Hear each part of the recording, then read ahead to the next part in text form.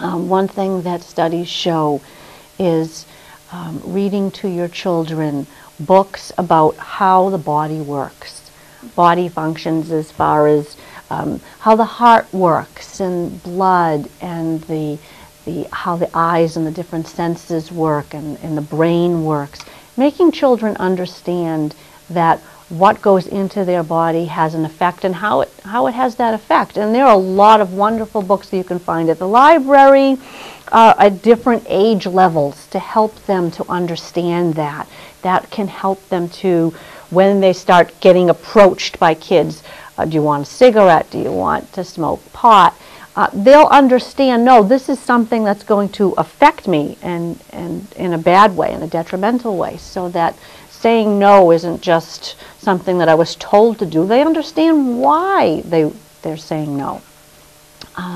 Another thing that you want to keep in mind is just being able to keep those lines of communication open, because when they get older, talking to them becomes more difficult. They start putting up barriers, they want their privacy, and they don't like talking to you as much as they did when they were little. So you want to get those lines of communications open, talking about those difficult subjects, so that all you're doing really is trying to keep them open as opposed to initiating something at a difficult age. So.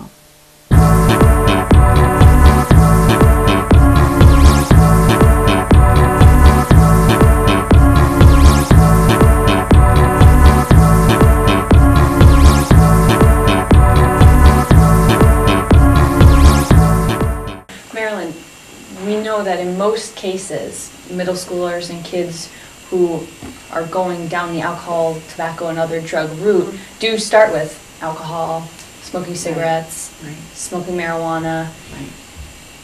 Those things can be hard to figure out if they're doing. And, you know, are there any signs or symptoms for those types of, I know you talked a little bit about marijuana, but alcohol, like if they're maybe taking some liquor to try with their friends, or are there things that you see as far as trends in covering it up, or? Certainly kids will try, we call them the gateway drugs. Tobacco tends to be the first drug of choice with kids, and alcohol. Not 100%, that's not always the case, but we generally see that. Certainly with cigarettes, I think most parents will be able to smell it, although nowadays with Febreze and everything else, it can be difficult to sometimes smell that by the time they get home.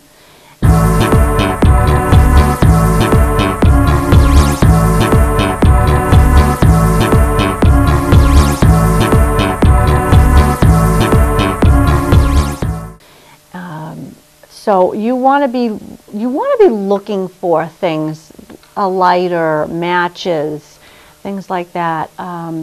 You want to keep your eyes open for maybe small containers that kids will use.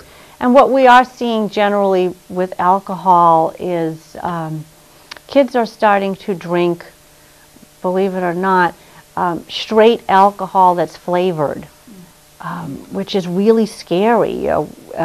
We used to worry about beer as being a problem first.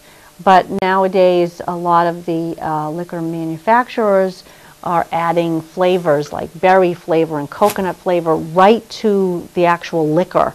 And so kids are drinking straight alcohol because it's colored, it's pink, it's red, it's blue, and has flavors.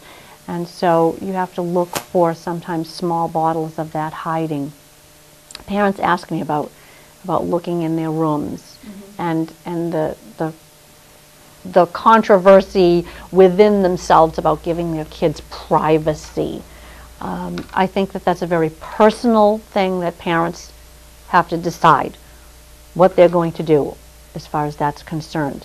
However, myself, I feel that when a child, we're talking about a young child, and even an older teen, if they're living at home, it's your house and you have a right to look in their room for things. I think that that's something you have to make a decision about, very personal decision, but I have had parents say that they were unsure, and then once they started recognizing some symptoms, they started looking for things, and they found what they were looking for. They found the evidence that they needed, and then could put that on the table and say, here you go. Because sometimes kids will just deny. If you just say, well, I think that you're doing drugs because you're recognizing symptoms, without actually saying, well, this is what I found in your room. They can't really deny it as well then. And I've had parents say that they were able to get help for their child because they had gotten it to that point and have been able to avert some much more serious consequences down the road. So it's a process, as raising our children is a process.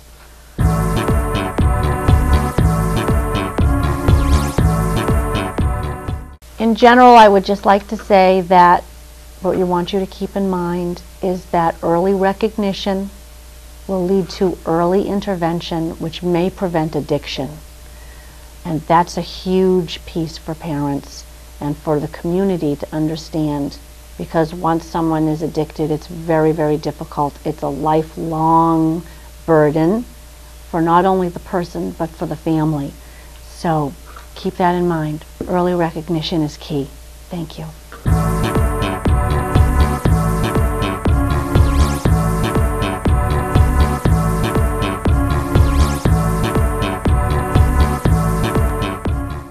And now we're here with John Noyes, who is the Assistant Director at Riverside Outpatient Center and coordinates all of the substance abuse programs there. John has over 30 years experience in the field, so he's a great resource for us to figure out if you do see that your child has been experimenting, if you notice eye clues, things are missing, you see paraphernalia, the things that Marilyn went over. We then want to ask John, what do we do now? Where do we reach out for help? So John, what would you say to that? If a parent does see or have an inkling that their child is experimenting possibly, what would you say they should do? Where should they reach out? Well, that's a really good question. In fact, it's a question we often get a lot. Primarily, depending upon which parent actually is concerned about this, they ought to, of course, talk to the other parent about it and kind of have a parent-to-parent discussion. Implicit in your question is, what actually helps the parents? Because parents do need a lot of support. I mean, when they find or start thinking that their kids are starting to use substances, it really is unnerving for them. I mean, they feel guilty, they go into maybe some partial denial, and it oftentimes kind of delays the process of them actually getting help for their child. So I would just basically suggest, first of all, that they talk to the other parent about it. Of course, if it's a single parent, it'd be real helpful to talk to friends who they can trust. It might also be helpful to talk to school personnel to find out whether or not the child been functioning up to whatever their standard ability of functioning is in the school, and kind of ask around. This takes a lot of courage because obviously parents want to keep whatever's going on. Consequently, if the parent is convinced that this is an issue and they want to go forward, they should basically call their doctor, set up an appointment to have the child checked out.